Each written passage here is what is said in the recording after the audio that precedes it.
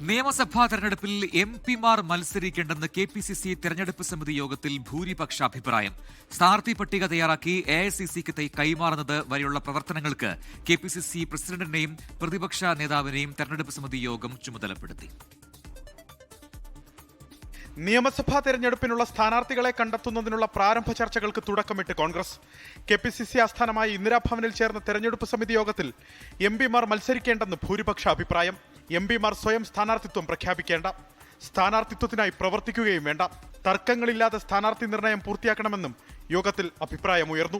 K Sudhakaran, Adoor Prakash, Benny Behanan ഉൾപ്പെടെയുള്ള എംപിമാർ തെരഞ്ഞെടുപ്പ് സമിതി യോഗത്തിൽ പങ്കെടുത്തെങ്കിലും ആരും എതിരഭിപ്രായം പറഞ്ഞില്ല. ആർക്കെങ്കിലും ഇളവ് നൽകണോ എന്ന കാര്യം അന്തിമമായി തീരുമാനിക്കുക എഐസിസി നേതൃത്വമായിരിക്കും. സ്ഥാനാർത്ഥി പട്ടിക തയ്യാറാക്കി എഐസിസിക്ക് കൈമാറുന്നത് വരെയുള്ള പ്രവർത്തനങ്ങൾക്ക് കെപിസിസി പ്രസിഡന്റിനെയും പ്രതിപക്ഷ നേതാവിനെയും തെരഞ്ഞെടുപ്പ് സമിതി യോഗം ചുമതലപ്പെടുത്തി. തെരഞ്ഞെടുപ്പ് സമിതി അംഗങ്ങൾക്കും പേരുകൾ നിർദ്ദേശിക്കാം. ജില്ലാ നേതൃത്വങ്ങളുമായി പ്രത്യേകം ചർച്ച നടത്തും. തിരുവനന്തപുരം, കൊല്ലം, പത്തനംതിട്ട ജില്ലകളിലെ നേതാക്കളുമായി കെപിസിസി നേതൃത്വം ഇന്നു ചർച്ച നടത്തും. പ്രതിപക്ഷ നേതാവ് നേതൃത്വം നൽകുന്ന കേരള യാത്രയ്ക്ക് മുന്നോടിയായി ആദ്യഘട്ട സ്ഥാനാർത്ഥി പട്ടിക പ്രഖ്യാപിക്കാനാണ് കോൺഗ്രസ് ഒരുങ്ങുന്നത്.